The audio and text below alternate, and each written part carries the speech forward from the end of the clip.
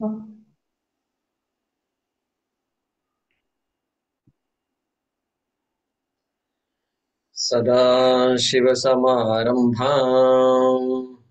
शङ्कराचार्यमध्यमाम् अस्मदाचार्यपर्यन्ताम् वन्दे गुरुपरम्पराम्।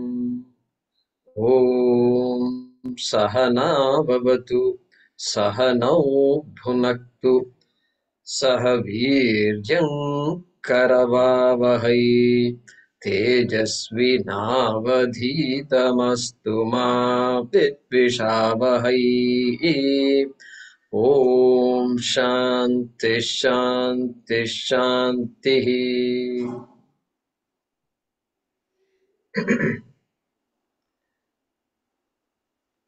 Thank you all for joining us today. Just one more audio check. Swamiji, are we audible?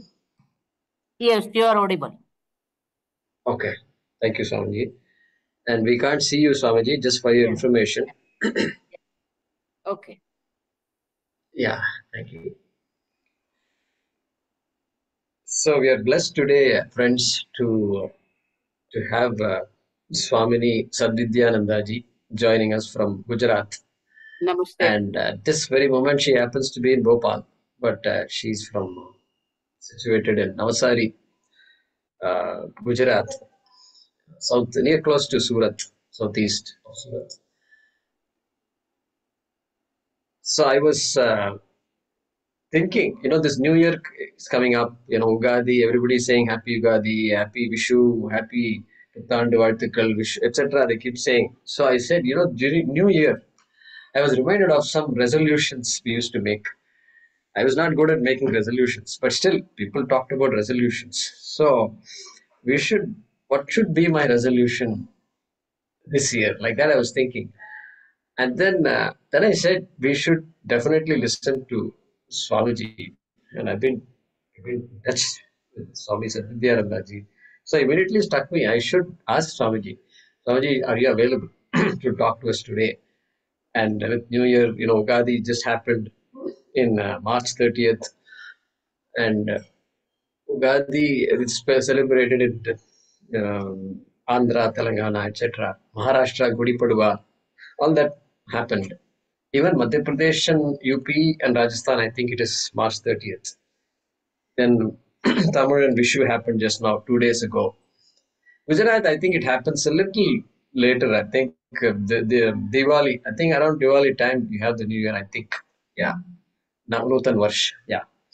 So, regardless, I mentioned this to Swamini ji, and she immediately said, yes, we'll be happy to do that. And she said, choose a topic.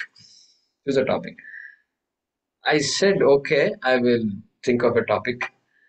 Then after a day, I looked at her email, and her email itself said, Swadhyaya Pravachanabhyam na Pravaditabhyam. It was there in her message in WhatsApp.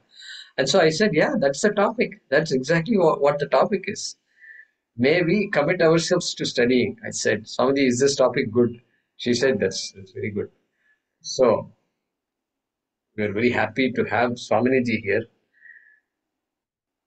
Her association with Arsha Vidya Gurukulam goes back to the Chinmaya mission days. And so the first thing she told me is, I know, our Swamis, all of you know our Viditatmanandaji, Paramarthanandaji, Pratik Bodhanandaji, Sakshatji. And so all these people are all the senior most students of Pujya Swami Dayananda Saraswati ji. Started studying when Swamiji was in Chinmaya mission, Sandipade. From those days, those times, she has seen all our sannyasis as brahmacharis. Like that she said.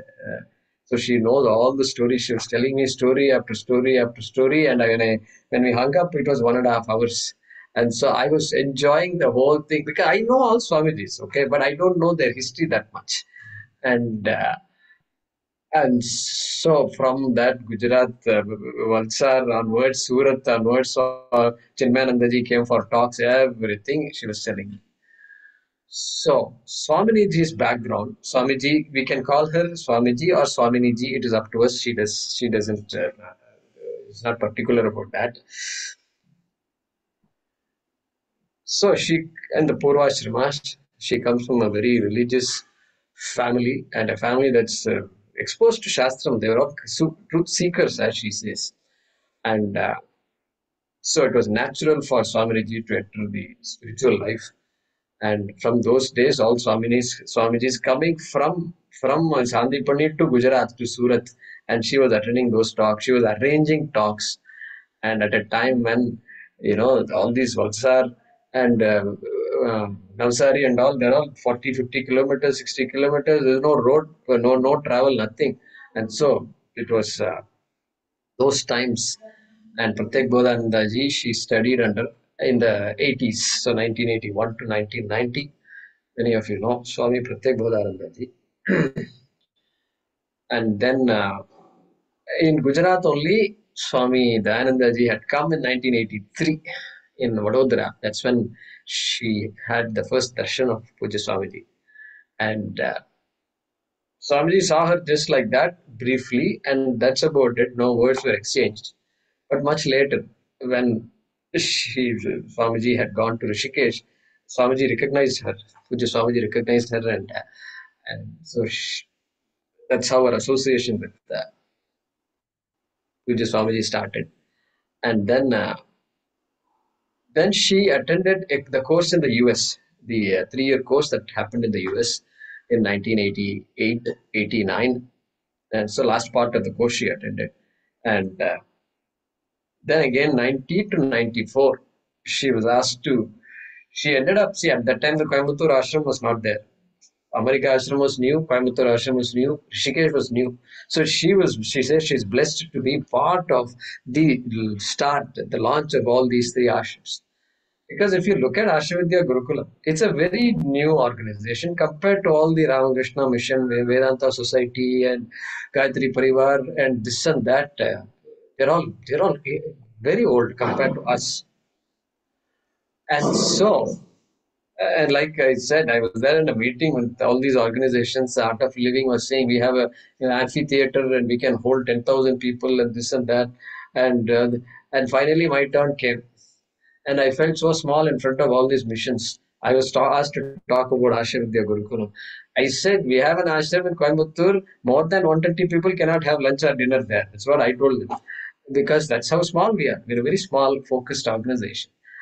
But anyway, Swamiji was involved in the start of these ashrams. And in fact, she said that she was involved. A lot of stories are there. But she said when Rishikesh, Swamiji had come from the US after finishing the 3-year course, and Rishikesh Ashram also started just now. And then she said, in Coimbatore, I'm going to start a course in October 1990. And then she asked, Puja Swamiji asked Swaminiji to go help Sunita ji in Coimbatore. And you go to Coimbatore, it's barren land. It's barren land. If you come to the ashram in Anaikatti, it's a great place, it's full of trees, it's a forest, it's the middle of the Nilgiri mountains, etc. But then it was not like that.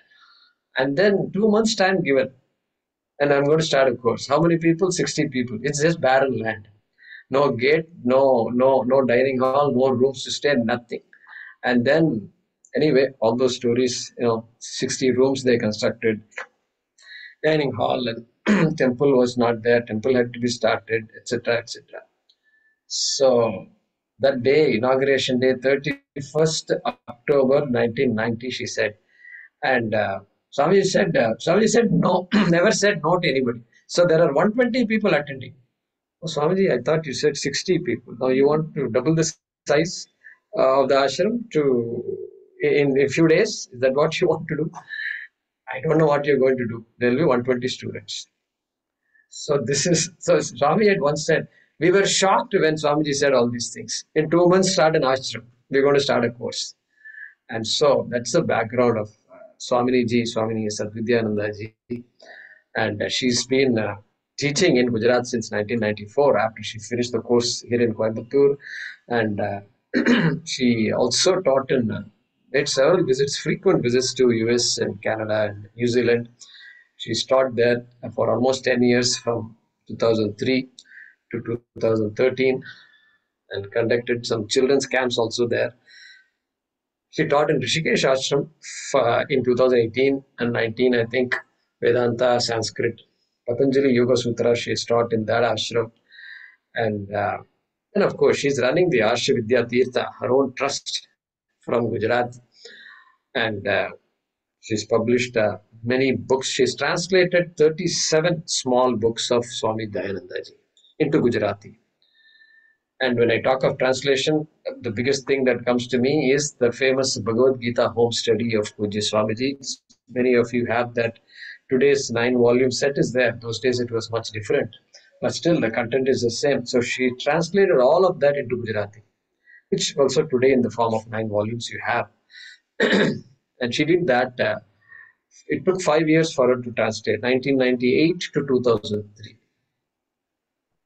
We've been studying Bhagavad Gita. It took us 5 years, 2 classes a week for 5 years. But this is translation work. Every day she must have worked. Oh, what is tapas that must have been. And so that was a work she had done. She has published a book on Ayurveda recently, based on, and also a book on Yoga Sutras of Patanjali, based on commentaries of the Yoga Sutras. And then, of course, being there right in Navsari, Valsad, and so forth, that's the southern part of Gujarat. Gujarat is there here, and you have this Gulf of Kutch on top, and then this, I think it's called Kambat, Gulf of Kambat is there. So in that southern part of Gujarat, that's where she's living. That's where Surat is. And so there, tribal villages, she's active in the tribal villages of that area, and also schools in the nearby areas in her city and other areas. She is a frequent visitor, and she is a source of inspiration for all of them. In fact, they call her Mahatma for her simple living and her outreach to all the areas there. And so she's fluent. Swamiji is fluent in Gujarati, Hindi, and English. And she uses simple language, so she's very. People have to understand what our sannyasis talk, and it should be in common language. Yet you can't simplify Vedanta beyond a point. It's not simplifiable. So that challenge is always there for all Vedanta teachers. And so Swamiji is of that type. And so with that introduction, I've already taken 10 minutes. Please join me in doing namaskar, pranams to Swamiji, and welcome Swamiji to give her anugraha bhashyam to all of us. Topic is Swadhyaya Pravachanabhyam na Pramaditavyam. Thank you, Swamiji. Namaste to all. Namaskar, We Swamiji. already did prayer. I don't have to do prayer. So immediately we'll start the class. Pujya Swamiji, I will start with Swamiji because that is what in my brain, okay? Swamiji used to tell us that those who have come to me as a blank mind. Starting a sentence in Hindi. So because it is a blank mind, it was very easy for me to teach Vedanta. And so that's how we went to Swamiji and we learned from Swamiji. So whatever is I have is all Swamiji. So you will hear a lot of time Pujya Swamiji in my talk. Swamiji, 1 minute. The Yes. audio is breaking for me. What about others? Audio is breaking, okay? Audio is fine. Audio is breaking. Audio is breaking. No, Okay. I don't have any Yeah. problem. Really? For the recording has stopped. Okay. So I was just telling that how Pujya Swamiji has programmed ourselves mentally and intellectually. And whenever we listen to Swamiji, Swamiji starts with the Pramanam. So already you are learning from Jaykumar ji, but we have to understand that Veda is a Pramanam. And that's why first thing what we have to do is like, as much you trust your eyes, you have to trust the Shastra. Gita also Bhagavan says, Tasmat Shastram te Pramanam. So Veda is a Pramana. Vedanto nama Upanishad Pramanam. So Vedanta is also a Pramanam. Ved Shastra also is a Pramana, Vedanta also is a Pramana. And therefore, now when we see this Vakya, Swadhyay Pravachanabhyam na Pramaditavyam, that Vakya comes in Taittiriya Upanishad. So Taittiriya Upanishad, I will give you the background that Taittiriya Upanishad is coming in the Krishna Yajurveda. So Krishna Yajurveda in the Brahmana Grantha, if we see Taittiriya Samhita, Brahmana Grantha, there are 10 Prapataka. Prapataka means chapters. So in the 10th chapter, 7th, 8th, and 9th chapters are called Taittiriya Upanishad. In that, the 7th chapter is called Shikshavalli. And in Shikshavalli, though it is a part of the lot of upasana, the upasana is there, Vyakriti upasanas are there. When the students, teacher, when they are going back home, teach them how this student can live their life.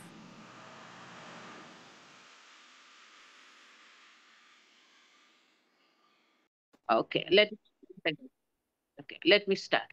Om Hari Om Shri Gurubhyo Namaha Hari Om Om Sahana Vavadu Sahanau Bhunaktu Sahavidyan Karavavahai Tejasvinavadhitamastu ma vidvishavahai.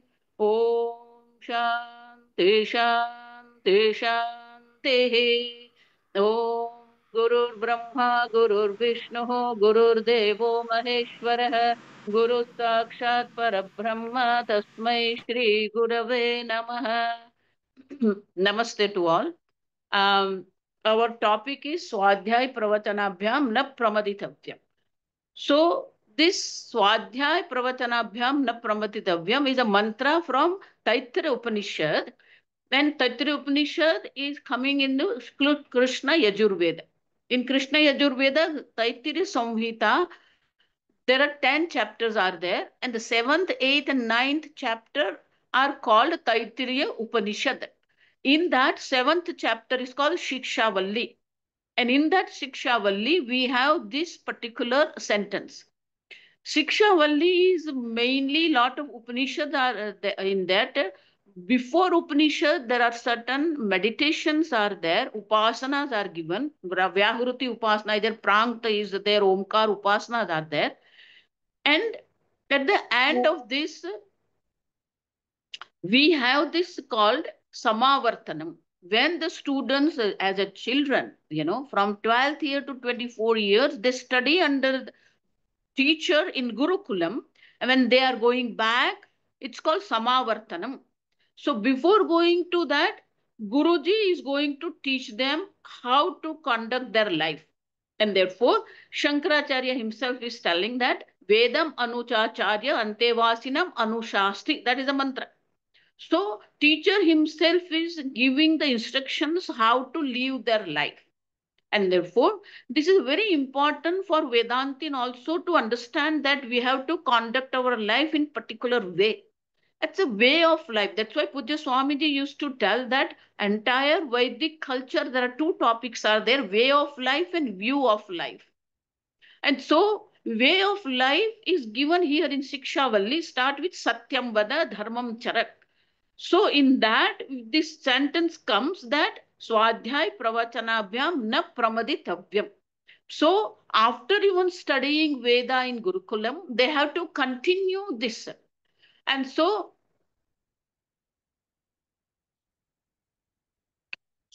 that's why it is very important topic here we have today, that though we live our day-to-day life, whether we are Grahastha or we are Brahmachari or whether Sannyasi, these instructions for everyone, Swadhyay Pravachanabhyam na Pramaditavyam. We should not be indifference for the study of the Shastra. And therefore, this beautiful Vakya, what Swamiji used to tell us, that my life is a teaching. I am a teacher and a teaching is my life. And so the study and the teaching should be our life. And therefore, it is said that Swadhyay Pravachanabhyam na Pramaditavyam. Now, what is Swadhyaya? We have to see this. Each word we have to understand what is Swadhyaya. Swa Adhyayah Swadhyayah. That is another one meaning is there. Swasya Adhyayanam Swadhyayah. That means this Swadhyaya is meant not to teach. This Swadhyaya is not meant to show how much scholar you are. This Swadhyaya is not meant to study the Shastra as an academical study, but it is to understand yourself. Swasya Adhyayana. In Bhaj Govindam, Shankaracharya says, Koham Kutayataha. So we have to question ourselves. Who am I? From where did I come? Not only that, Kame Janani Kome Tata. In this life, this is my mother, this is my father, they are biological parents. But who is father? Who is mother? Understand? And therefore, these basic questions has to arrive in our mind. We have to question ourselves. And therefore, this Swadhyaya is not actually traditionally they call Swadhyaya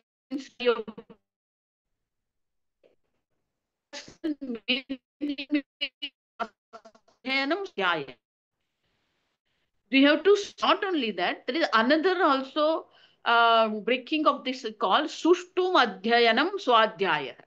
Not only just we have to study Shastra, just put me message whether you are listening to me properly or not. In between, just keep putting the message so I can understand that you are listening to me. And so, Sushtum Adhyayanam Swadhyaya. So, properly understanding the Shastra. So whether we are properly understanding Shastra or not, when I started teaching this Vedanta in South Gujarat, there are certain people, those who were studying Vedanta only in the Chaturmasya, in rainy season.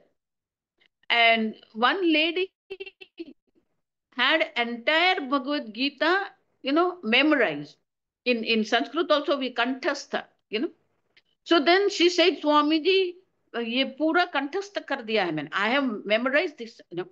So I said, it is in kantha. It has to go to the intellect. We have to understand what Gita is. We memorize Gita is one thing. In Chandogya Upanishad, first chapter in Udgit Gita, Udgit Upasana, it is very clearly mentioned that whatever you are doing, you are chanting, that Samaveda chanting is there. So it is said very clearly that chanting is fine. But with meaning, when you are chanting, it has a lot of punya. And therefore, same way, this Swadhyaya word also tells us that Sushtu Madhyayana. We have to study it properly. And therefore, studying the Shastra under teacher, there is no self-study in Vedanta. It is all Shravana, Manana, Nididhyasana. Even Veda also we have to study. Even chanting of also we have to study. And therefore, Sushtum Adhyayanam, we have to commit ourselves to this way that I will study Shastra properly. Once Swamiji was in Mumbai and I went for that Gnana Yajna, and Swamiji was uh, taking some topic. And I said, Swamiji, previously you were teaching this chapter, like second chapter, 14th chapter, 12th chapter. And then this time, Swamiji, you have given the topic. Then Swamiji laughed and told me that, this chapter teaching is useless. I'm just shocked. And I said, why, Swamiji, why this chapter teaching Gnana Yajna is useless? So he told me that once he was in Bangalore and then he was talking to people that we are going to have a Gnana Yajna and we are going to decide the topic. Then Swamiji said that I told that, okay, I will teach 12th chapter. So one of the members of the meetings, he said, no, Swamiji, 12th chapter we already heard. Then Swamiji said, heard means what? You understand each verse of 12th chapter? Do you remember the 12th chapter topics? He said, no, Swamiji, but we heard. So this is the way people understand. Then Swamiji, other place I went there and I was telling that, okay, I will teach this. Oh, no, Swamiji, third chapter we have heard. So this is how we think. This is not way to study. And therefore, Swadhyaya, Sushtum Adhyayanam Swadhyaya. Properly, we have to understand. It is not something vague knowledge, and therefore Swadhyaya also is very important. Not only that, Pravachanabhyam na pramaditavyam. Look at. Now, Pravachanabhyam. Why Pravachanabhyam? Why we have to teach? Pravachan means you teach. Prakarshena vachanam pravachanam. Properly, when you are teaching, discourses are there, teaching is there, but the prakarshena, that pra is there. Understand? Prakarshena means every word. So when we completed our course, and then before course, Swamiji already had an interview with each of the students, and then who want to continue the life of sadhu or life of teacher, then Swamiji very clearly mentioned that teaching is for you. It is not for others. When you start teaching, you will understand that what all islands are there in your mind where they are not connected, or what other topics or what other points which are not clear in your mind. And when you look into the eyes of the students, you will understand that what you are talking is being understood by teacher or grasped by the student or not. And so teaching also is a kind of a learning for us.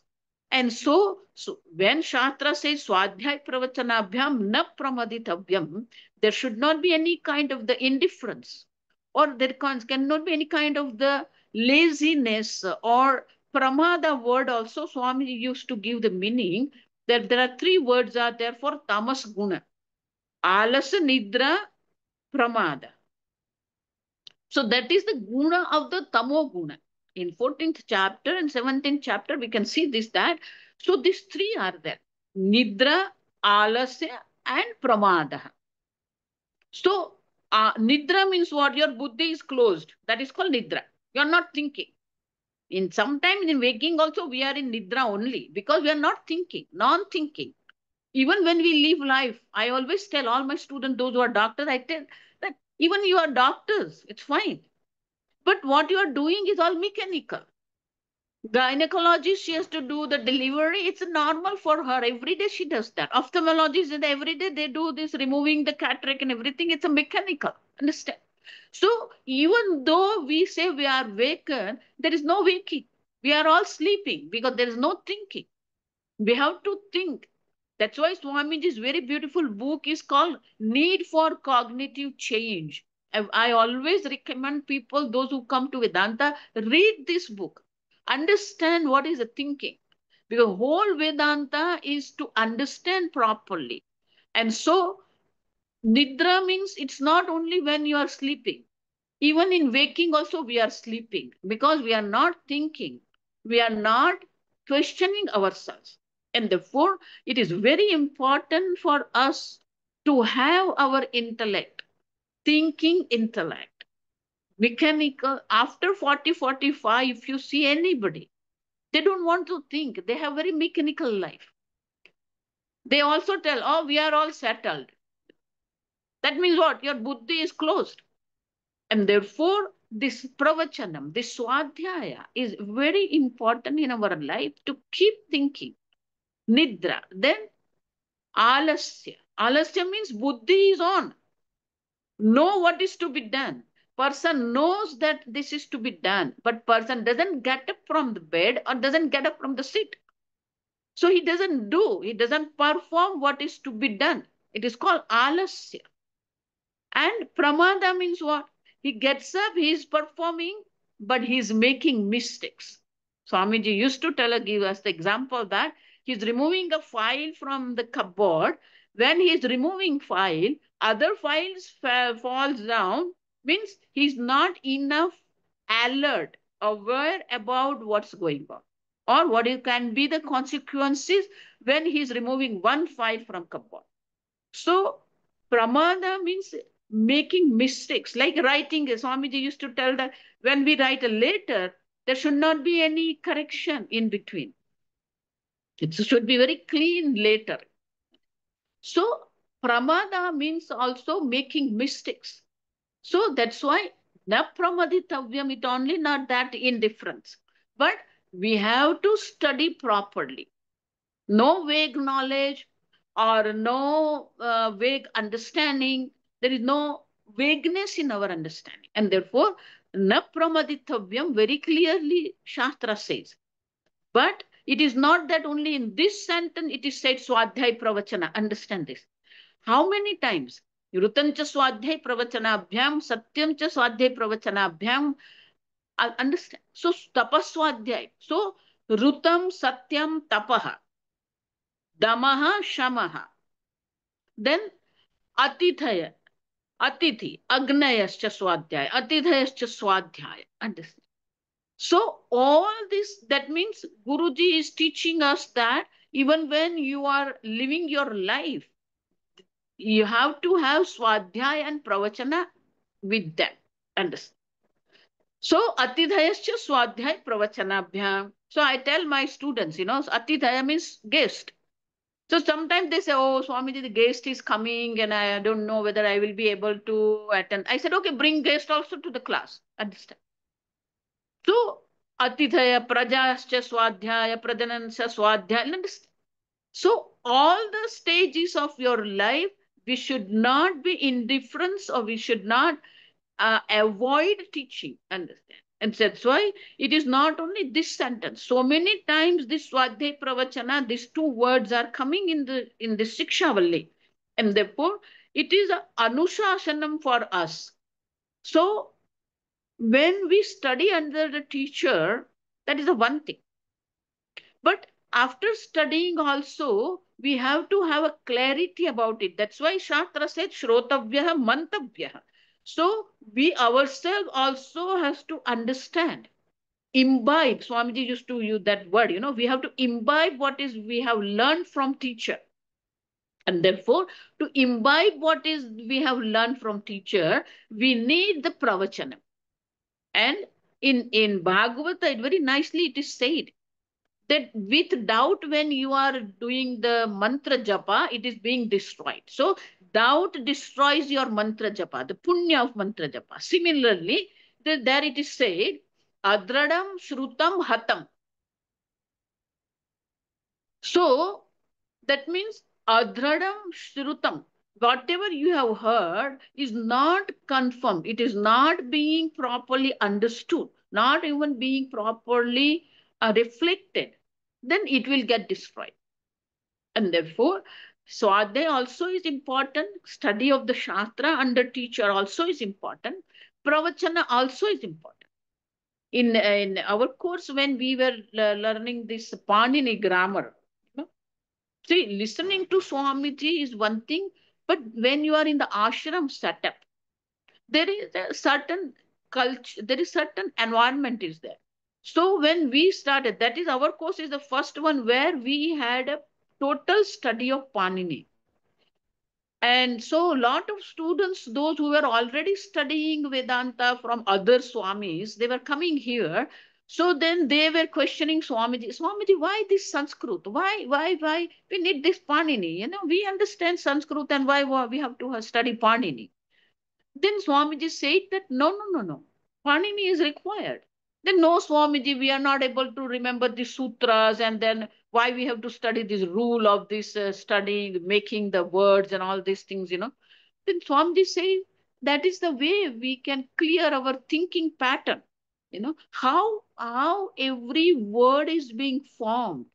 So Panini also gives you the clarity in your thinking, method of how to apply our logic.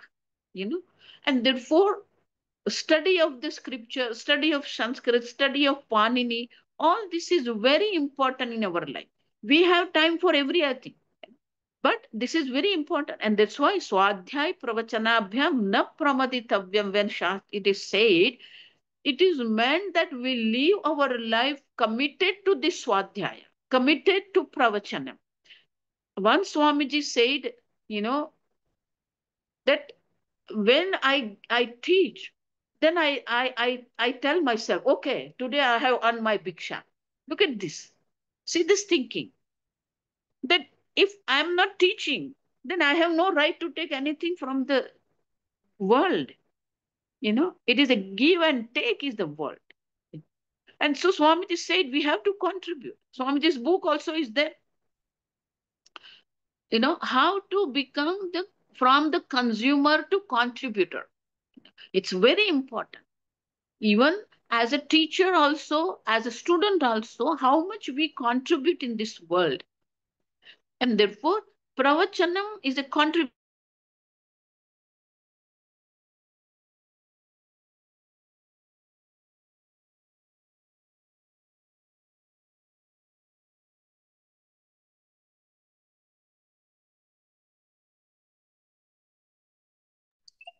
We can't hear you.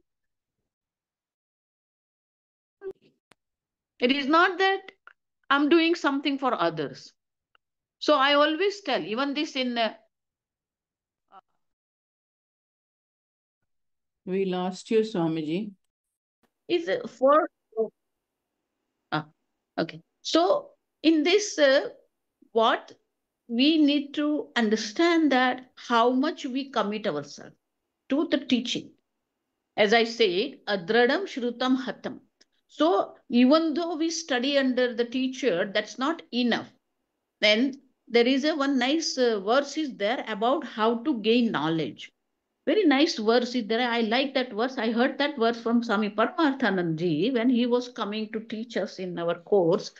Because when Swamiji used to go to Tillsburg for like summer camps, then Paramarthanandji and Shuddhabodhanandji from Bombay, they were coming to teach us. And from Paramarthanandji, I learned this verse that whatever we are listening to the teacher is a part, it's a 1/4, you know. Acharya adatte padam.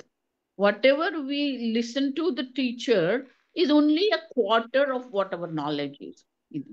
And then padam to swabuddhya. The quarter is our buddhi, how much we have grasped from what we have listened to the teacher. And then saha brahmacharibhya padam.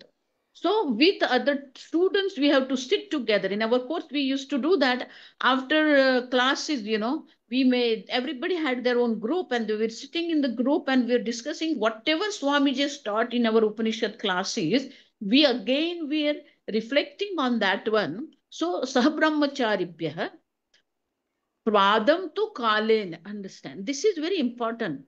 Kalena, even in Gita also Bhagavan says, vindati kalena. So what is the kalena word? It's a very important word according to grammar. If you see, with kalam, with the time, there are two vibhaktis we use. One is a dvitiya vibhakti. Kalam, masam, adhite. That is the one given. And then masena adhite. So then we say third and then second vibhakti. The second vibhakti tells the particular period. Like say masam adhita means within a month he will complete the study. So it's called dvitiya. Means the time of the study is fixed. That okay, within a month he will complete the study. But when the time is not fixed, so then Panini Muni said that we have to use the third vibhakti, kalena vindati. Bhagwan also said that in the kalena vindati. So kalena means what? It is because Vedanta is not for the group, it is individual. Every individual has their own swabhava, their own prakruti, their own prarabdha, their own samskara. And therefore, in Vedanta, it is very important. Though Swamiji said us that though I'm keeping this 3.5 years, it is not 3.5 years, it's a lifetime. So we have to understand that every student needs their own time to understand, to imbibe the knowledge. And that's why it is what you can say, indefinite time, kalena means. Of course, it will be completed. Kalena vindati means he's going to complete, he's going to understand it properly, but the time is not fixed for everybody. And therefore, kalena vindati is extremely important for Vedanta because every individual has their own samskara, their own way of learning, their own way of grasping the knowledge. So that's why I said that so many times that Shikshavalli tells us, Swadhyay Pravachanabhyam. This word has come so many times. That means we need to commit ourselves for this study. And when Swadhyaya has, as I said, the two meaning. One is to study under the teacher. Also, after studying under the teacher, we ourselves study the same thing. And so we ourselves go through it to make it in Hindi we call pakka. Swamiji also used to say this word, pakka. ये पक्का करना है. सुन तो लिया स्वामी जी को, लेकिन अभी पक्का करना है. So that's why both ways swadhyaya word is important for us, because keep studying. And so we need to be in touch with the Shastra, in touch with Guruji to understand this, who are you? And whether you understand or not, whether you know it or not, whether you gain knowledge in this life or a next life, first thing you understand that you are Brahman. And Swamiji used to tell, fake it and make it. You know, in Hindi, if you understand Hindi, in Hindi say, झूठ में भी आप समझ लो मैं ब्रह्म हूँ. So you need to see that you are Brahman. Everything is Brahman. But to see that how you are Brahman, this study helps you a lot. This reflection helps you a lot, that how you are Brahman, which is everything. And so to understand the nature of the self as Brahman, that is the goal of this Swadhyaya, this Pravachana. Understand? It's not only that you throw your scholarship. No, it's not for that. And so I am very happy. I'm really sorry that we are not able to, see each other. But I'm happy that I could deliver this lecture. And I am just telling you that just say I am Brahman. That is very important. I'm always telling people that just see that you are Brahman. Whether you understand or not, that is afterwards. But I am Brahman. For that, I will give you one small example. Swamiji used to give us that. A boy got an engineering degree. And his parents were very proud of him, that my son is a mechanical engineer. And then he got the medal for this, gold medal. And then he applied for in India, we have L&T, with a huge construction company who is building our Ram Mandir also. So that L&T, Larsen Toubro, he got the job in this L&T. And then he told his parents that, okay, I got this job in this huge company. They are constructing this huge highway, this freeway and I will be the one of the employees there. And so I cannot be with you. I will go there and they will supply me something. I will be. So they were very happy. They were proud that, oh, my son got the job in this L&T and those things. Then he went there. Then he started working there. And within 6 months, he got the promotions and he became the main person manager for this construction of the road. So now he is in the post of manager. So he informed his parents, oh, I got now, I'm manager now and my salary has increased and this and that. And they were very happy. Then there was some holidays were there and then he went home. Now when he went home, his mother was looking at and then said, what happened to you? He said, nothing. I am same. I am your son. No, no, no, no. Look at you. I said, Mom, I am same person. No, no, no, no, no, no. Something happened to you. Then said, Mom, listen to me.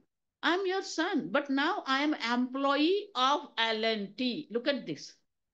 So now he has imbibed that I am employee of L&T. That means his way of talking, his manners, his clothes, his way of talking, his expressions, everything is changed because he is an employee of L&T.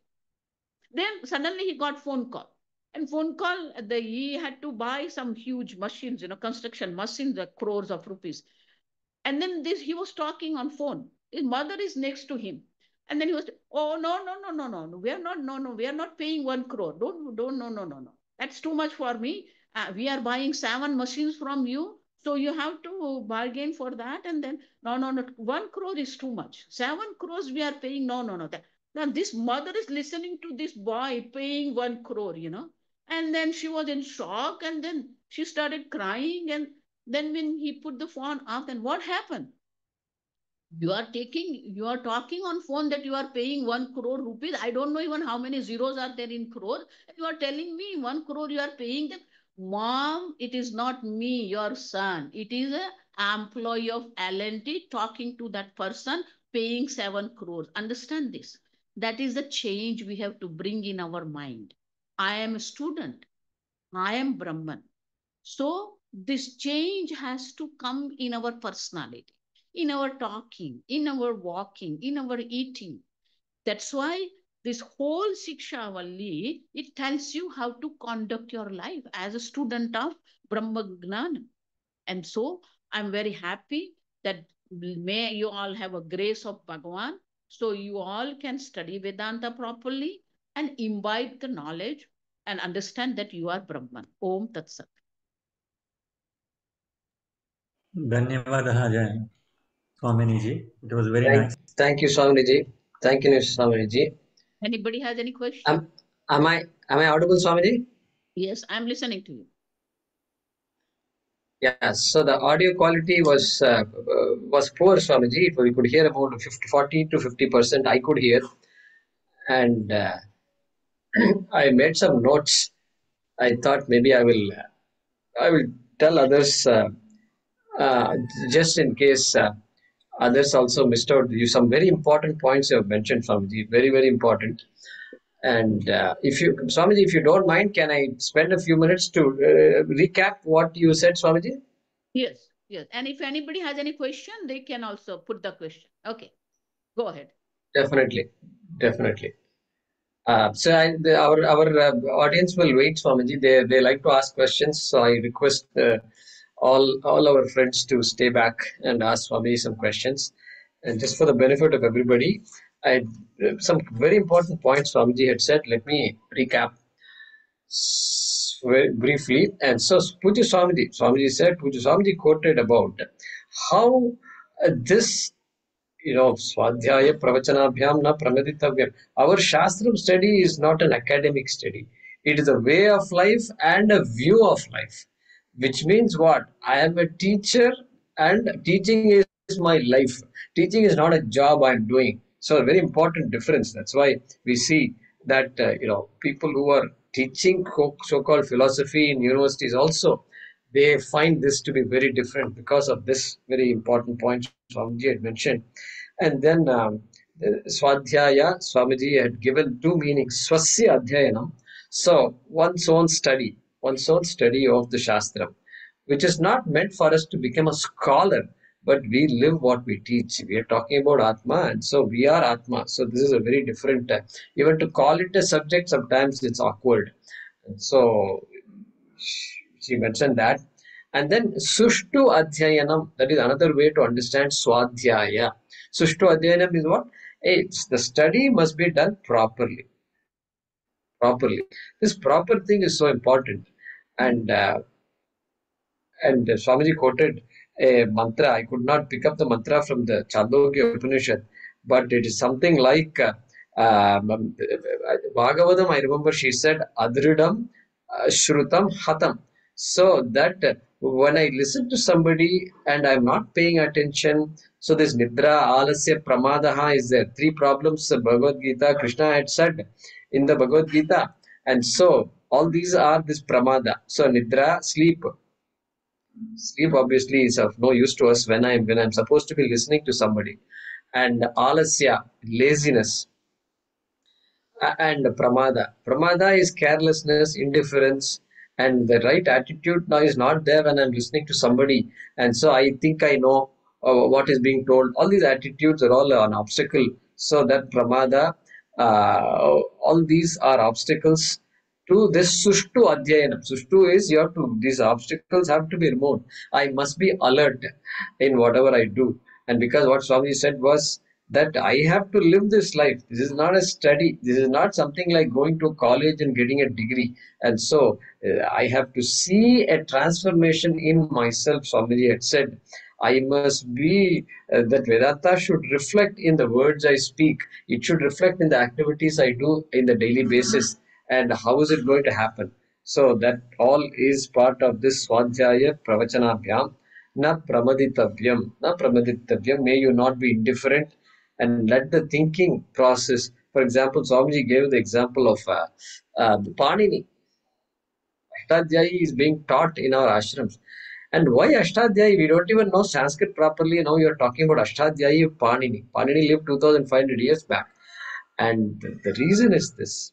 Sanskrit itself helps us understand the Deva Bhasha, helps us understand, makes us our thinking better.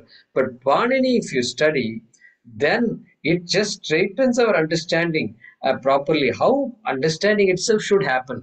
Every word reveals itself, and when you understand Panini, it just makes that happen.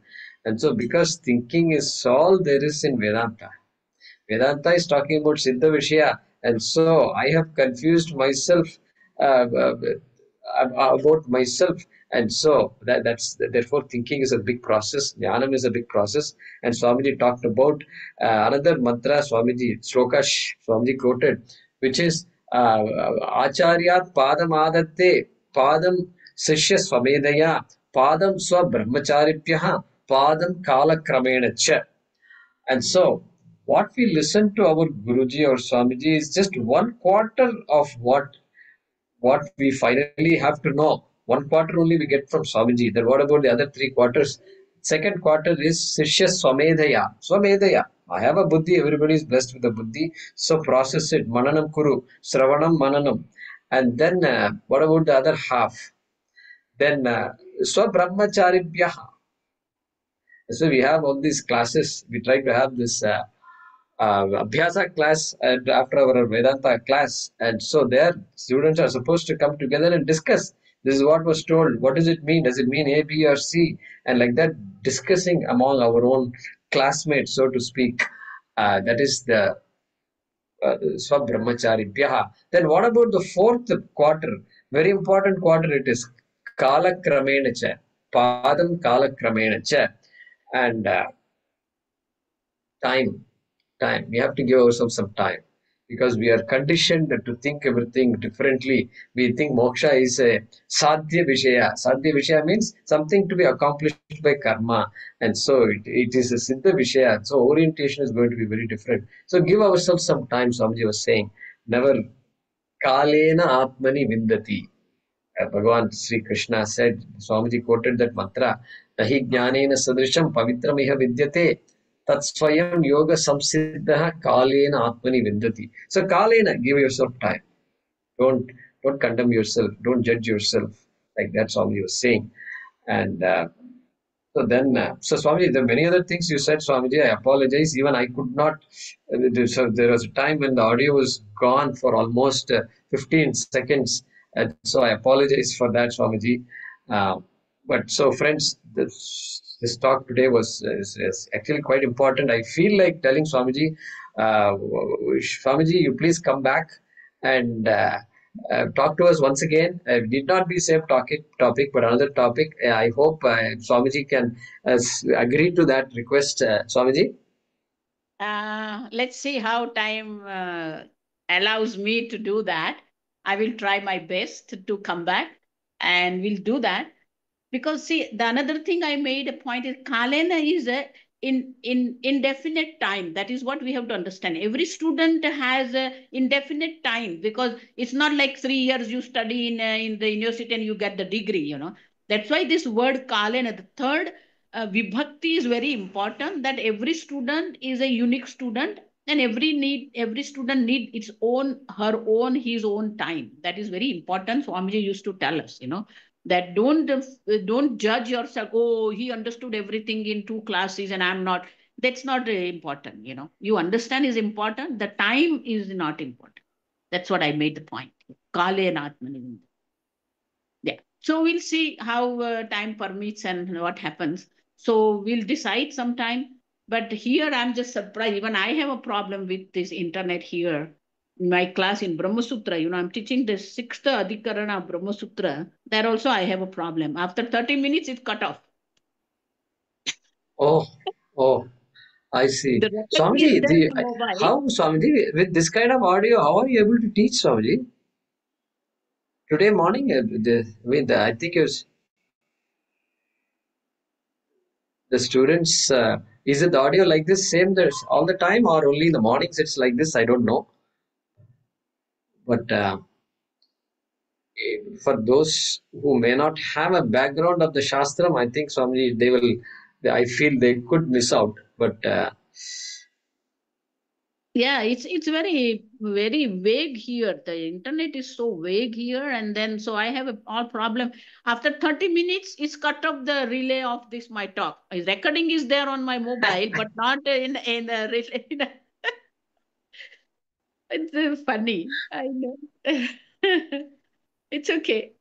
Okay, nice. 5G, Swamiji, 5G, really 5G? Your phone says 5G, Swamiji? Yes, it says 5G. It says 5G, I'm telling you. Okay. Whatever. Swamiji, you mentioned this thing that the chapter-wise teaching of Bhagavad Gita is useless. Like that, you gave an example of your conversation with Swamiji. And that is very interesting, Swamiji. Very interesting, because I want a little bit elaboration if you have. Tattvavidananda ji used to say in the recent interview, he said, teaching Tattva Bodha initially is a wrong thing to do. Like that, he used to say, Tattvavidananda ji, because it is a difficult subject. All the technical words are all coming, and then it is like a dictionary, and then you teach this to some beginners, and the beginner may not understand all this. So, like that, he was telling. So, like this, Acharyas have some very, very interesting ideas about how to teach the Shastra. Is it not, Swamiji?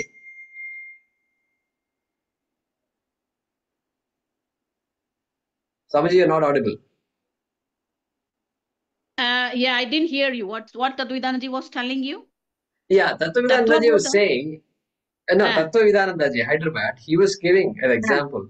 He is telling Tattva Bodha, the text, often we teach in the beginning, and Swamiji was saying, no, this book is a dictionary, and you can't teach a dictionary to the students in the beginning. Lot of technical words, one after the other coming, Sukshma Shariram, Sthula Shariram, Kim, Karna Shariram, Kim, etc. keeps on coming. And so that you have to keep for much later, after students have got some exposure. Like that was his view. So I found your idea that chapter-wise teaching is not necessarily the only way to teach Bhagavad Gita like that. I wanted to understand that better. So. No. What Swamiji was telling is that in the Gnan Yajna and public talks, people think that, okay, we have heard 12th chapter, we have heard 3rd chapter, but they have not understood it properly. But they think that I have heard 12th chapter. But what about Swamiji said, do you remember all verses? What was taught there, do you remember? He said, no. Then what is the use of your learning 12th chapter? So that's why in public talks, Swamiji stop teaching this chapter wise, like 3rd chapter here and 12th chapter there. And then Swamiji himself, the first topic what Swamiji started is emotional maturity. That emotional maturity is so much important in our life. Then Swamiji started the Ishvara in one's life, bringing Ishvara in one's life. Like that, Swamiji coined these topics for Vedanta. Instead of teaching one chapter in 10 days, So that is what Swamiji's idea, that just telling that, oh, I heard 12th chapter is not that. Sushtum Adhyayana. We have to study it properly, So that's why Swamiji said that teaching this one chapter in 10 days is useless. That's what he was to tell.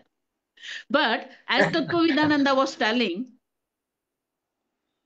Swamiji never start Tattvabodh immediately. First, he will do an introduction to Vedanta, then he does Bhaj Govindam, then Upadesaram, then value of the value, then he start Tattvabodh. No starting of Tattvabodh immediately, So these three Prakarana Grantha Swamiji teaches, Bhaj Govindam, Upadesaram, and Sadhan Panchakam.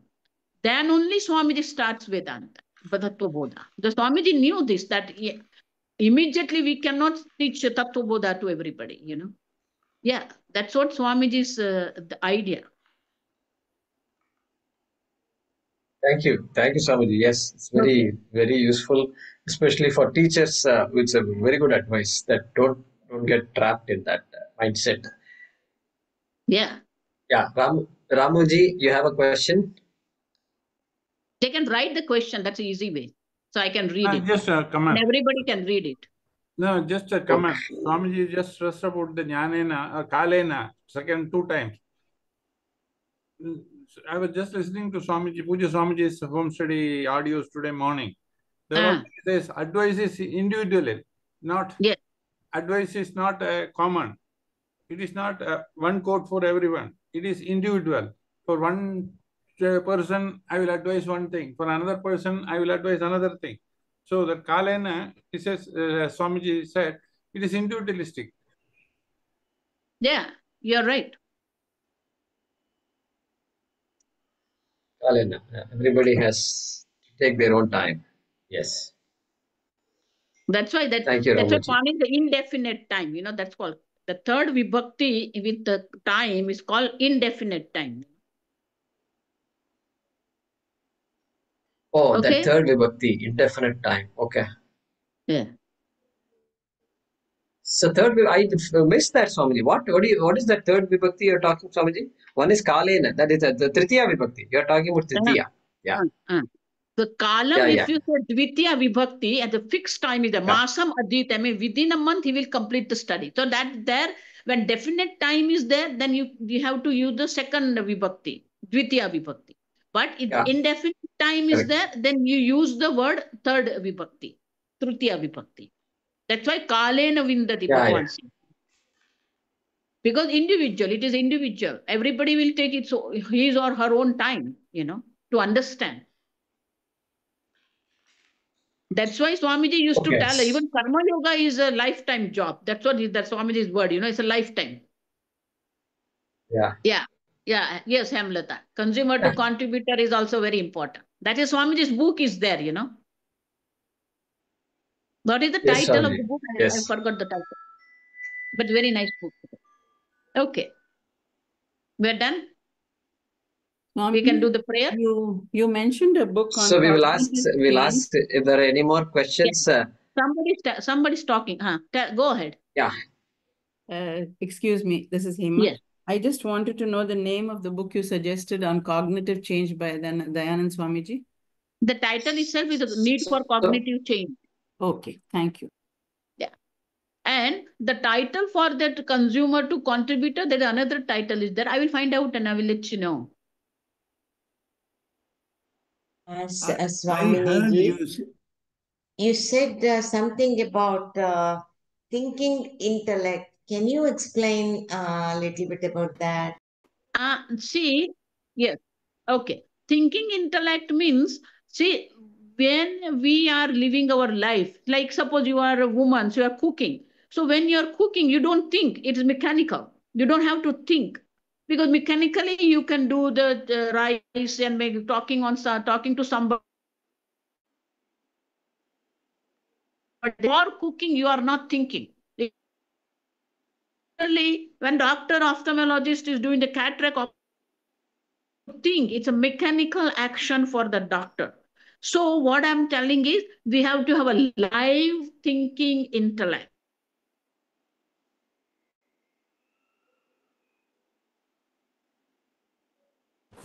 Voice is breaking again.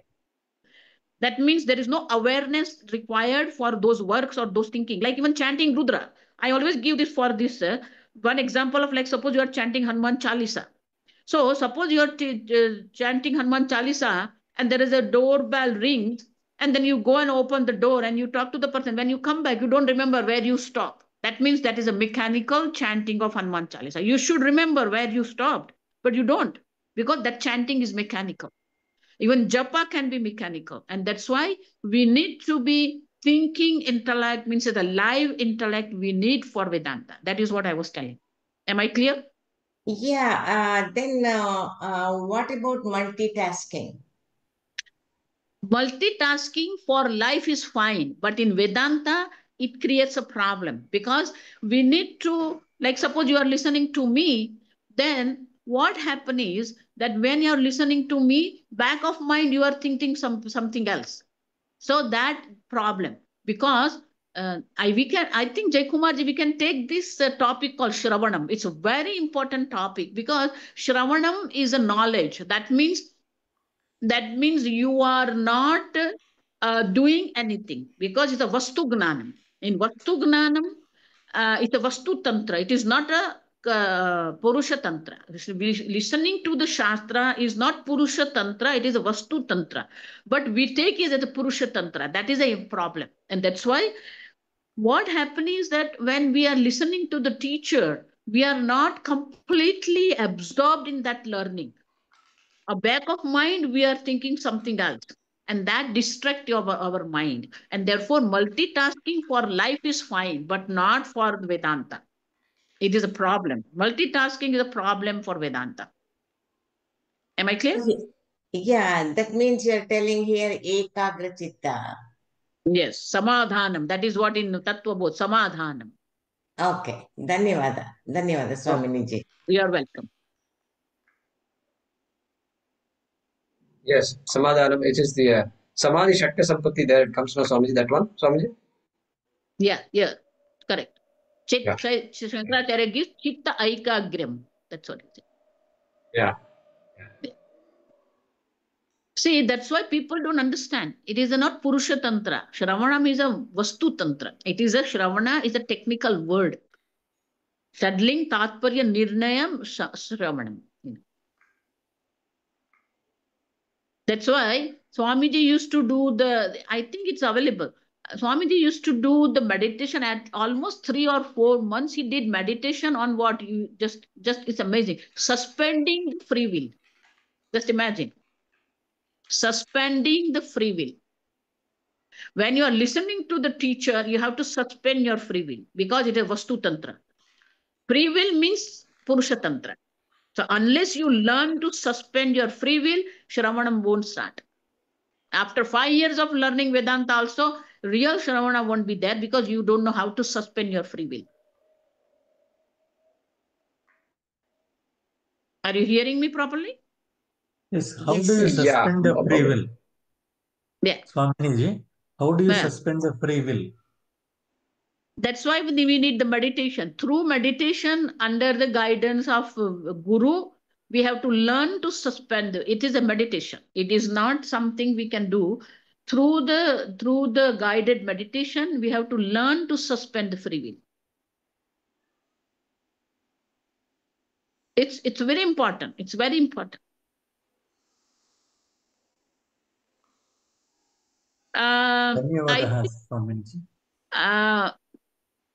You know, Jai Kumarji, I share some meditations transcription in our Vani, if you have downloaded them. Sure, Swamiji. Sure, please. So in that meditation, you will find that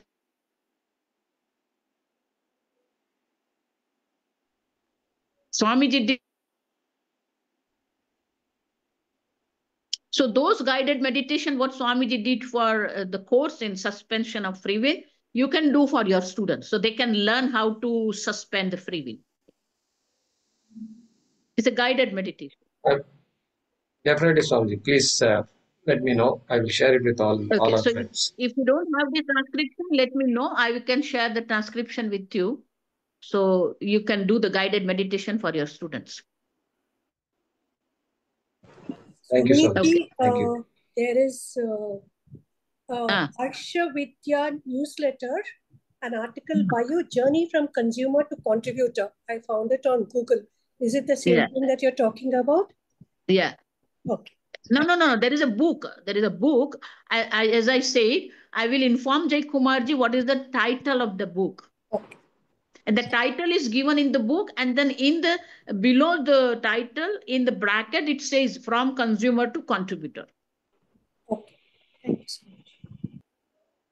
Somehow I think, Swamiji, Swamiji, I think even in your website, you have a small article that you have written long ago about the consumer to contributor. Is that correct, Swamiji? Yes. Yeah, it's a 2019 article in Yeah. the Harsha Vidya newsletter. Yeah. Actually, so many articles are there because I'm publishing calendar for one company. I give them the theme of the calendar, table calendar. So from 15 years, I'm doing that. Every time we have the different topics for the calendar. In the one of the calendars, this topic was there. And so before writing the theme for the 12 themes for the calendar, I write the article, and from article, we make the 12 topics for the calendar.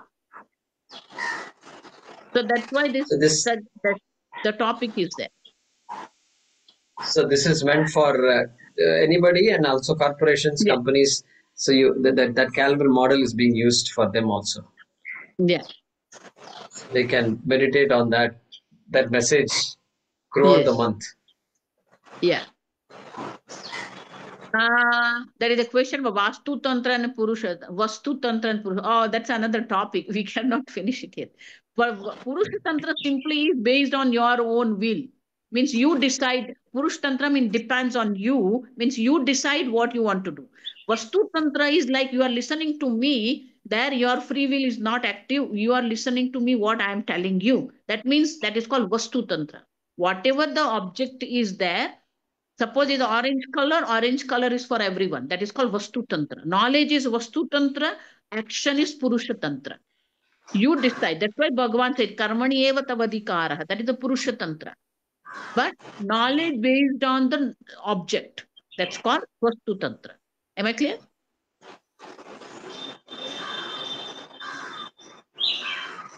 Okay. Thank you. Thank you, Swamiji. Any other questions, friends? If not, we will conclude with a prayer that we would like Swamiji to come back and address us. Maybe when she gets back to Gujarat and then settles down and continues her courses, I'm sure she will. Hopefully, Swamiji, that's a prayer from us. I can give you the date for my Gujarat time because that's also a limited time.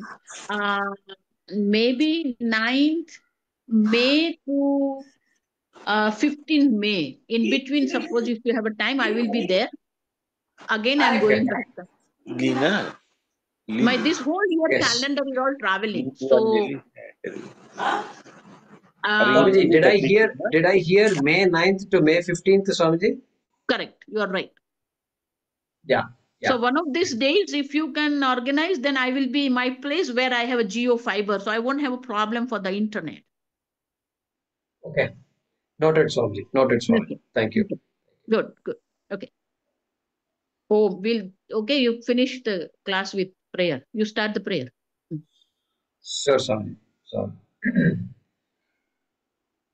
Om Purnamadah Purnamidam Purnat Purnamudachyate Purnasya Purnamadaya Purnameva Vashishyate Om Shanti Shanti Shanti Harihi Om Shri Gurubhyo Namaha Harihi Om. Om. Thank you. Thank you very much, Swamiji, for joining. Welcome. Whenever you have any question, you can just feel free to ask any question. Okay? Om. Thank you. Definitely, Swamiji. Definitely. Namaskar. Dhanyavadah, Swamiji. Thank you, Swamiji. Thank you. Namaskaram. So, Swamiji has left, I think. So, but my audio is still breaking. Whatever you're saying is breaking. Why? I mean, it's not. Why is that? Yeah. So Now, I mean, can all of you hear me properly? Can all of you hear me properly? Yes, we can hear you. Yeah, I'll be happy to explain. But first of all, am I audible? Yes, very much so.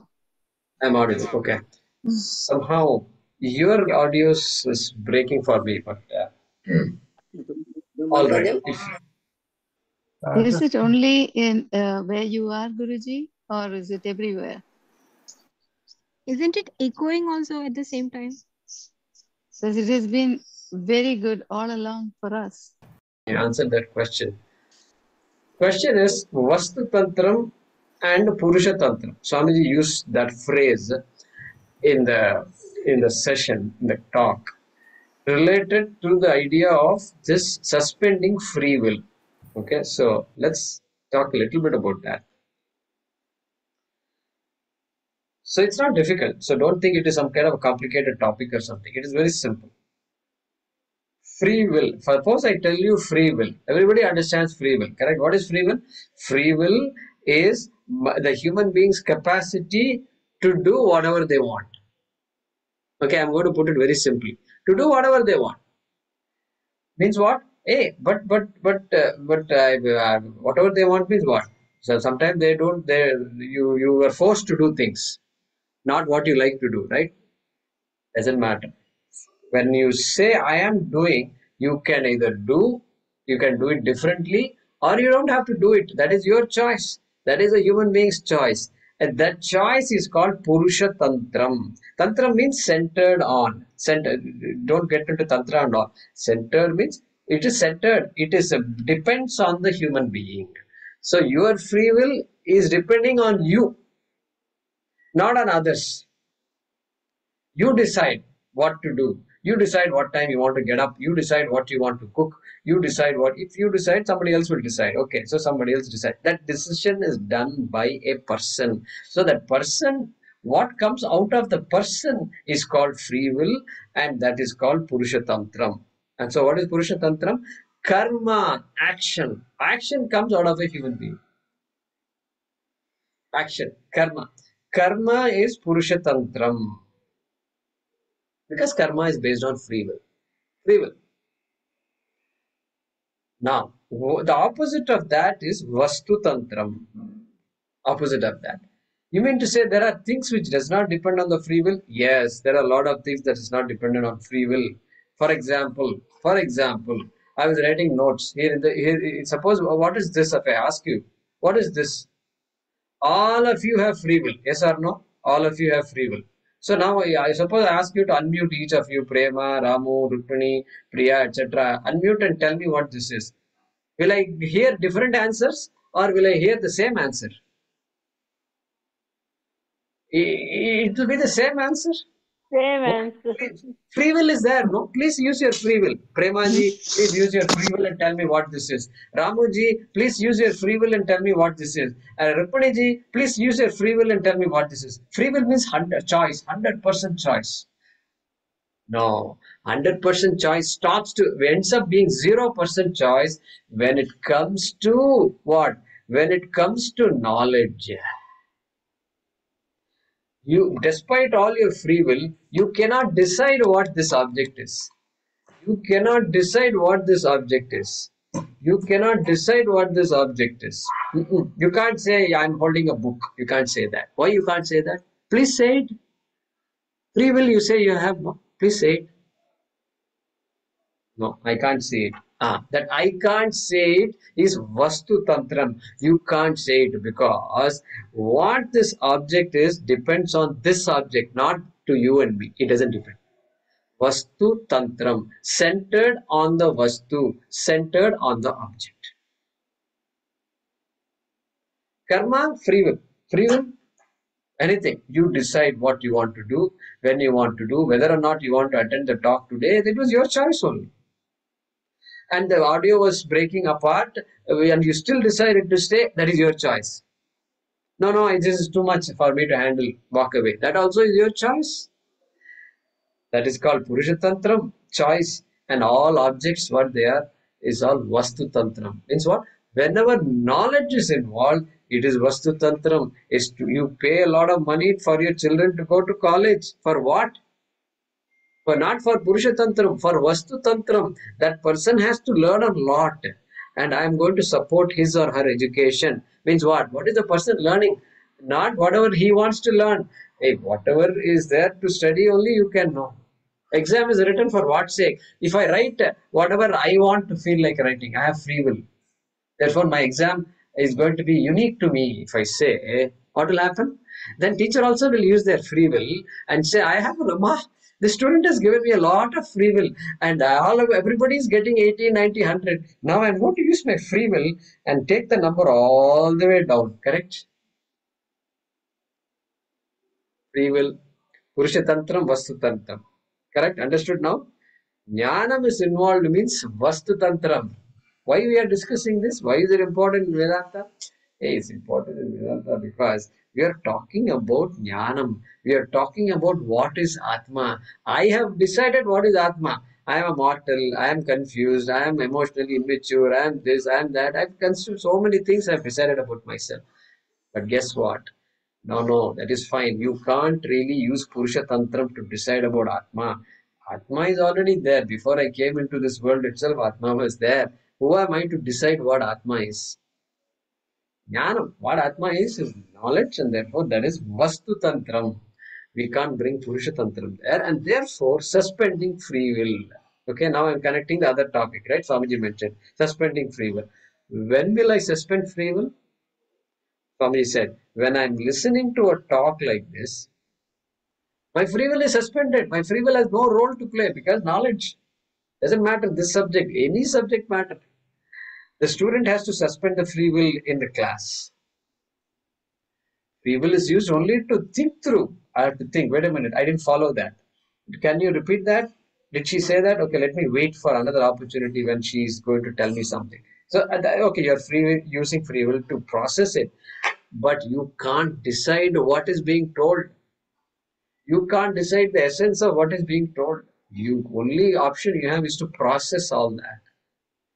Therefore, what do you mean by suspending free will? I drop off. I drop my guard, if you will. Let me use a different word. I have to drop my guard because I'm guarding constantly throughout the day. I'm doing this and that, and I'm a ninja. But here I can't be a ninja. I have to just drop my guard. I have to surrender my free will. Surrendering that free will means what? Suspending the free will. Because this free will I need to switch off the computer. I need free will to go back and to do all the duties I have to do. I need free will. During class, free will is suspended. And Swamiji said this has to be learned. It's not that we are doing. We are suspending free will in class without our knowledge. Okay, but in the meditation also, Swamiji said, we do this. We consciously, Swamiji makes an effort, Puja Swamiji, your free will is suspended. Okay, how do we do that? In our classes, if you remember, the basic classes, we've done it a lot. We observe our own body. We observe our own sense organs. Hearing, we observe. Don't react to what you hear. Don't react. You're just listening. That's it. Birds are chirping. Somebody is talking. Just listen. Free will is suspended. I'm not judging also. Even judging is not there. I'm just listening. Swamiji would say in his meditation classes, hearing takes place, he will say. He doesn't say, you are hearing me. He says, hearing takes place. Look at the difference. I hope you see the difference. I am hearing means, okay, Karta is active. Karta is not active, really speaking. You have no choice really. If your ears are open and if your mind is alert, then you have to hear. You have no choice. Choicelessly, you will be hearing. Look at that. That is called free will suspension. So anyway, let Swamiji send us some meditations. She said she sent us. So we will see what she has to say. Kumarji. I'll pause there. We'll go back to you. When you say, so here the mind is controlling or buddhi is controlling? Controlling what? The listening or Shravana or anything. Right. So it doesn't matter. We don't have to split this thinking faculty into two, mind and buddhi. And we are doing it for the various functions. The basic processing is mind. The decision-making activity is buddhi. That is how we split the mind, right? When we analyze the mind, that's how we split it. But here it doesn't matter. Both. But the real free will comes from buddhi. If you're really asking me the question, buddhi. Because nischayatmika buddhi. I decided to get up today at 4:30. Why? Swamiji is coming. I have to be ready. I have to introduce her. I have to do some preparation. I can't simply ramble. So I decided. Buddhi decided. Okay. So whenever decision making is involved, we attribute it to buddhi. When it is more processing, creating doubts, what about this, what about that, feeling, emotions. Emotions don't ask our permission. Emotions, suppose you laughed at a joke. You can't say Buddhi decided to laugh. No, it is automatic almost. It's automatic. Sadness is automatic. Happiness is automatic. Without, you don't decide, okay, I want to be happy now, therefore. If you, that's what you say, then the Buddhi is operating, but that's not how it works. So there we say mind. Mind is the seat of emotions. Buddhi is the seat of process, decision making. Tattva-bodha, nischayatmika buddhi. So will that help you, Bhagyaji? I think so, Jaykumarji, because I'm reading something and Manas and Buddhi is which one controls what, So that's why I did ask that question. So, I mean, it is very confusing. No, but one thing is that to know Atma, we don't have to know whether Buddhi controls my ignorance or mind controls my ignorance. Ignorance is ignorance, knowledge is knowledge. Knowing about the distinction between mind and Buddhi is useful, nice to know. But knowledge is taking place or not? Am I following or not? That is what you have to ask. Yeah, So, the Buddhi is for the knowledge, right? But correct. the for emotions is the mind. That is the best way to understand mind and Buddhi. Right? Manobuddhyahankara. Manobuddhyahankara chittani naham. Right. Manobuddhyahankara chittani naham. Correct? That Nirvana Shatakam.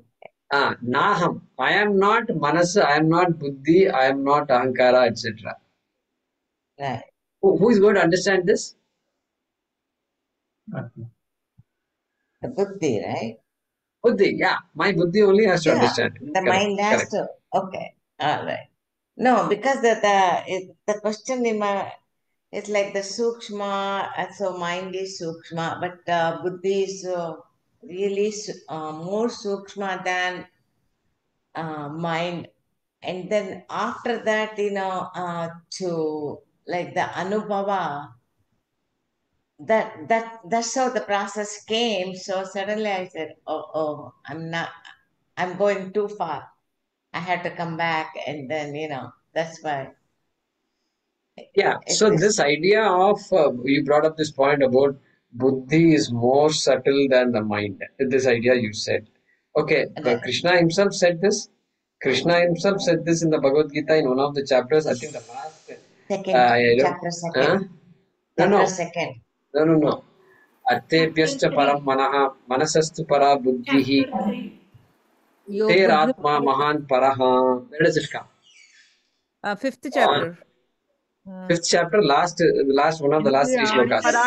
Indriyani paranyahuhu indriyebhya param manaha manasastu para buddhi yo buddhe paratastu saha. Correct. Yeah, so there, that answers your question, Bhagyaji. Indriyani paranyahuhu indriyebhya param manaha. Hey, indriyas are subtle. Then what about, is there anything more subtle than indriyani? Yes, it's called manaha. Indriyebhyah param manaha. Manasastu para buddhihi. Para means subtler and more expansive and closer to Atma. Closer to Atma. So very interesting how Shankara explains it in our Kathabhashyam. He explained this word para. Para means what? Para is not supreme and all that. Supreme and all doesn't answer any question to us. He explains it very well. You say mind is superior to senses, what it means is mind is subtler than the sense organs. Subtler means now it is no less associated with anything physical. Number one. Number two, it is more expansive. It is becoming more expansive. The sense organs are also expansive. It is able to access a lot. Mind can access things even that sense organs cannot access.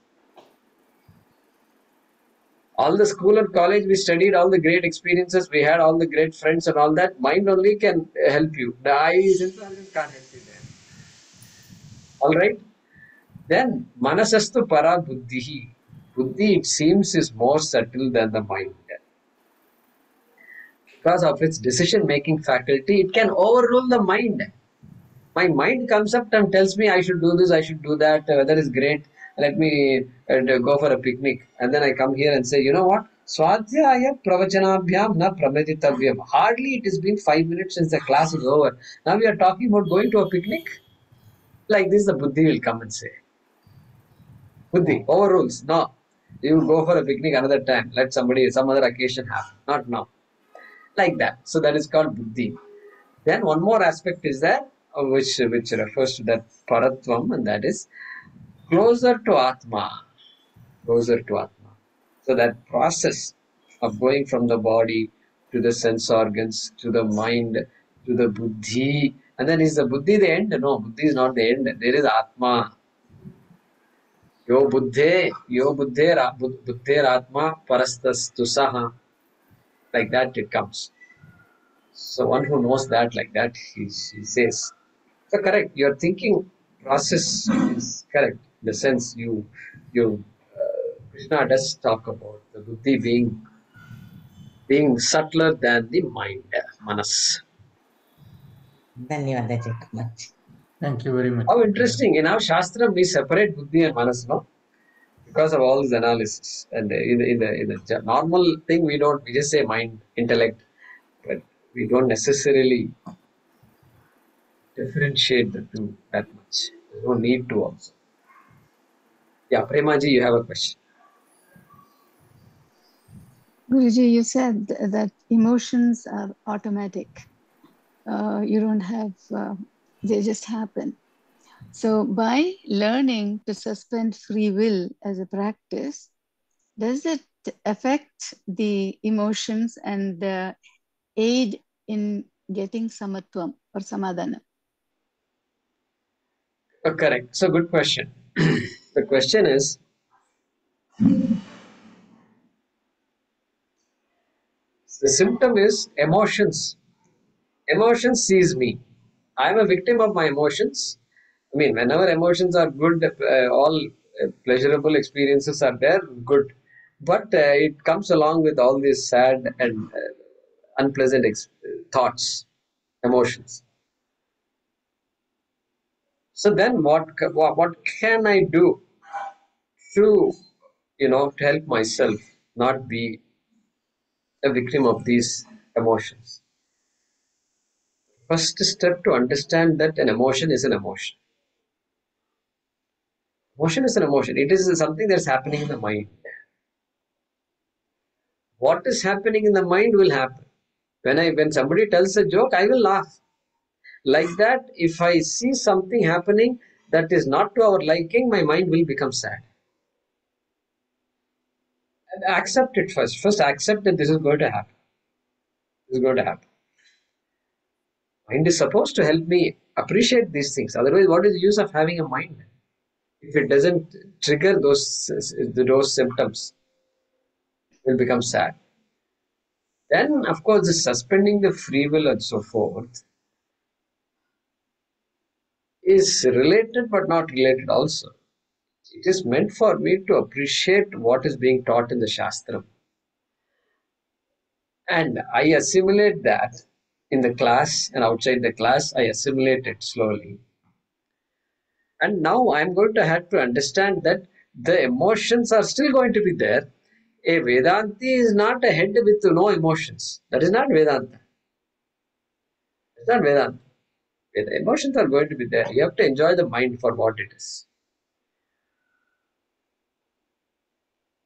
But now there's now a distance between me and my emotions. A distance between me and my emotions, right?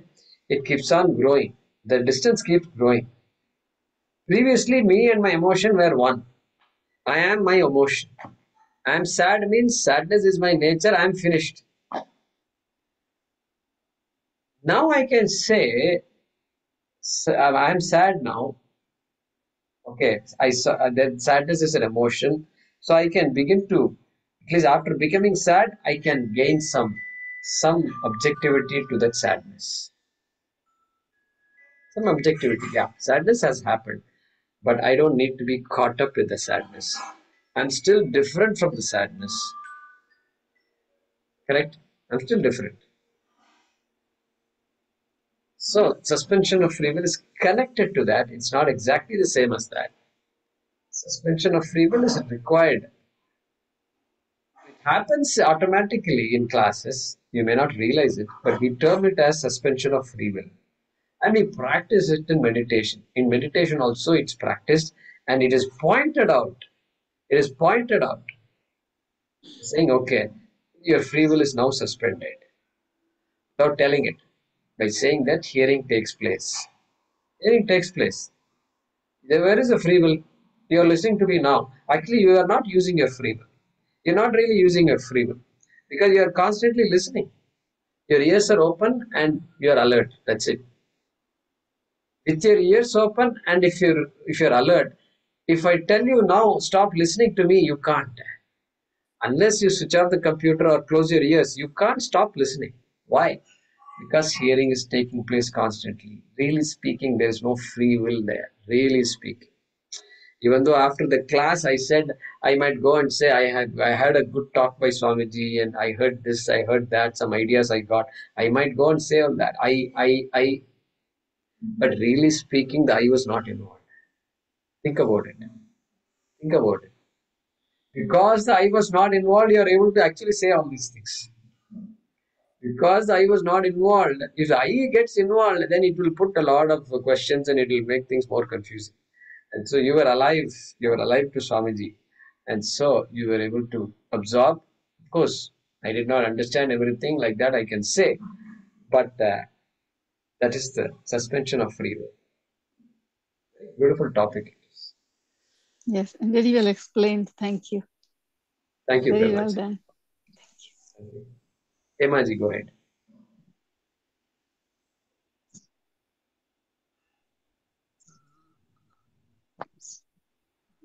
Guruji, that hearing and listening are the same? Hearing and listening are the same. What kind of question this is? So I didn't see anybody's guess. It's anybody's guess. Generally what we say is, say when the mother is upset with the son or daughter, are you listening to me? They'll say. They won't say, are you hearing what I said? Because hearing, you are hearing. Anybody is hearing. And the audio goes inside. And that means I've heard you. But are you listening to me means what? Did you understand what I said? Did you understand why I am saying it? Did you understand the significance of what I said? Okay? All that comes along with listening. So we make that distinction, right, between hearing and listening. So. No. See, the ears are open. So when somebody is talking, we just hear them. Not necessarily that we are listening to them. That's, I mean, you were just saying, so that's what I wanted to ask. Yeah, generally, what happens? Swamiji even said, surgeon doing the cataract surgery. That is also mechanical, she said. I mean, she did say that, right? Correct. Because they say, that muscle memory or something like that. See, when somebody is an instrumentalist playing the veena or the violin, after some time, they don't think and play. Everything is there in the fingers. There is a little girl's violin playing going viral on Ganga, a little 10-year-old girl from Kerala.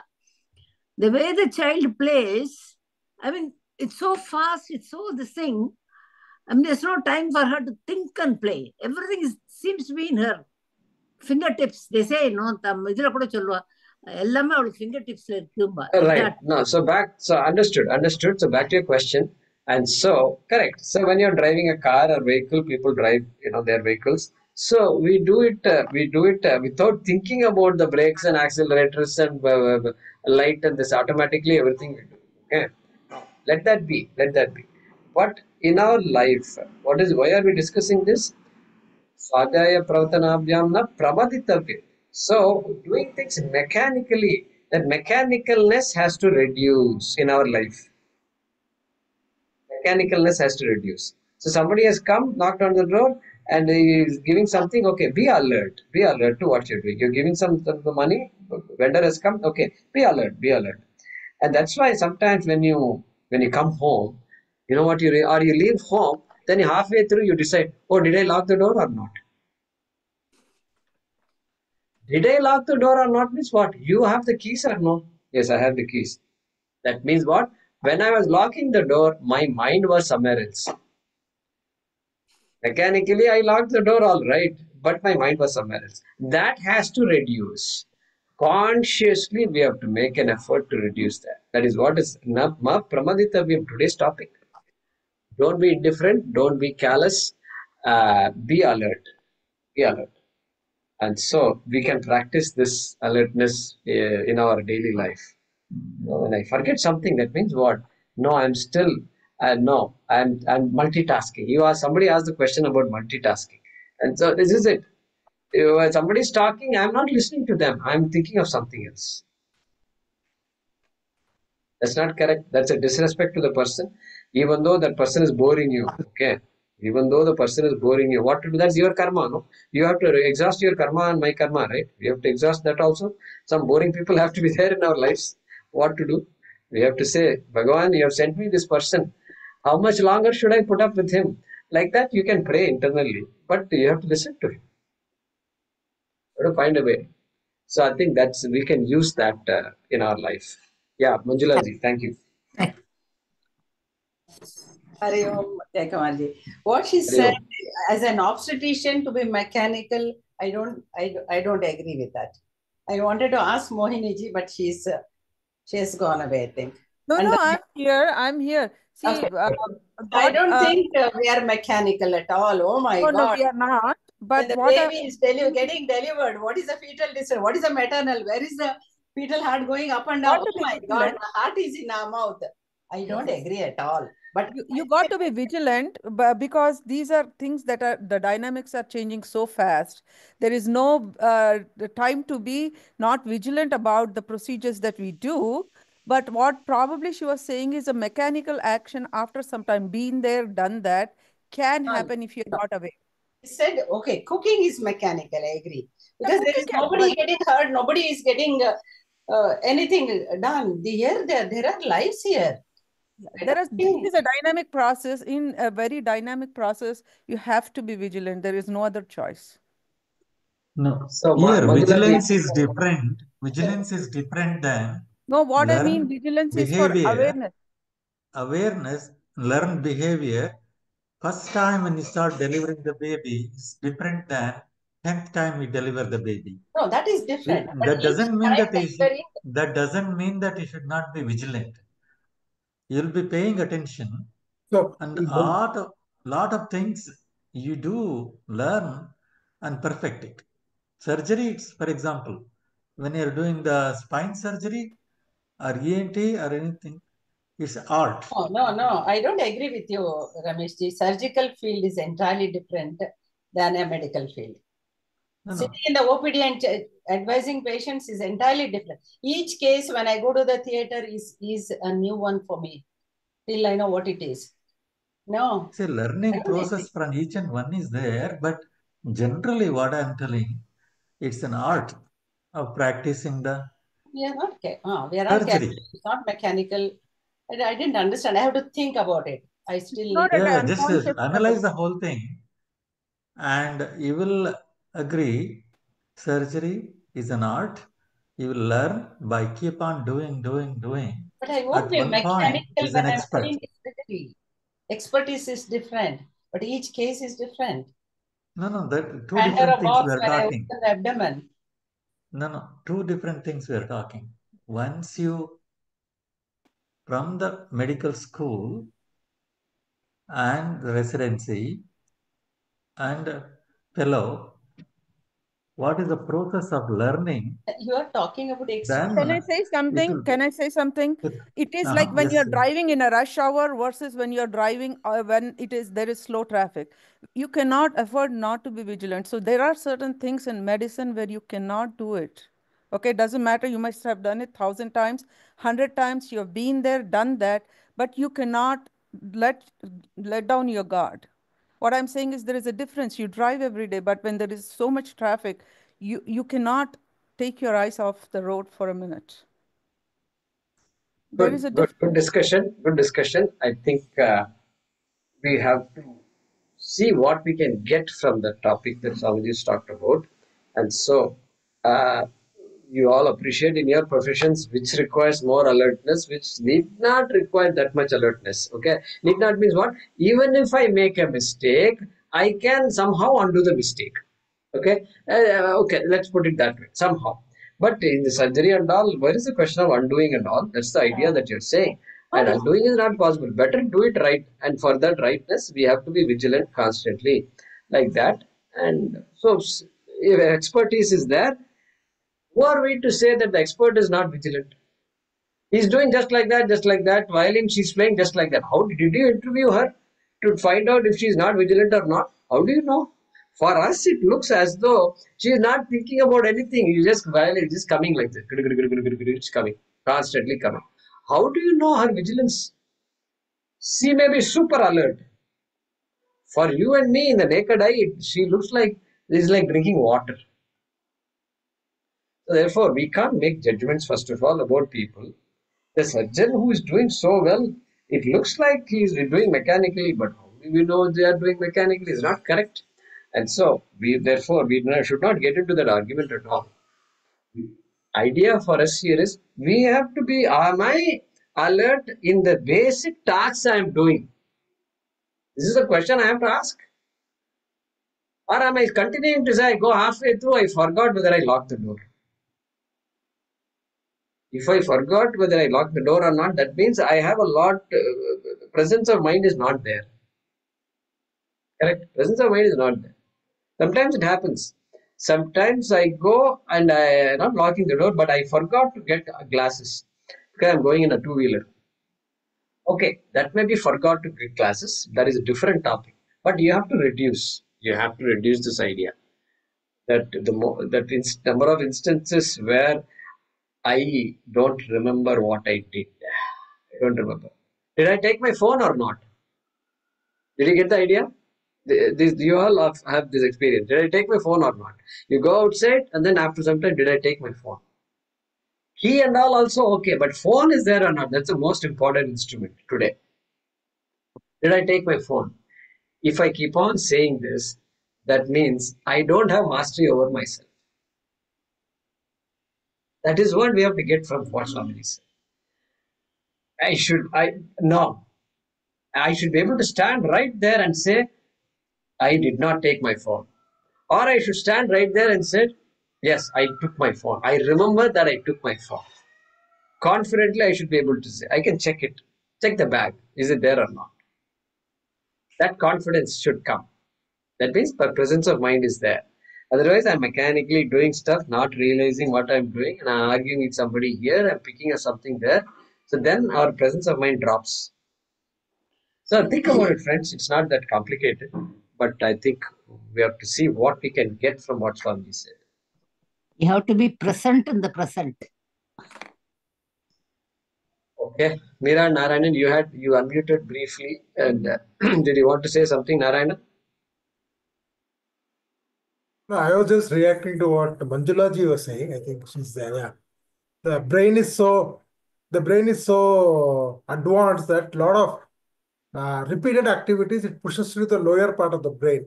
The doctors would agree what we call as the HPA, hypothalamus pituitary axis. It can happen. Nothing is mechanical. But we are trained. If you train yourself, you won't be.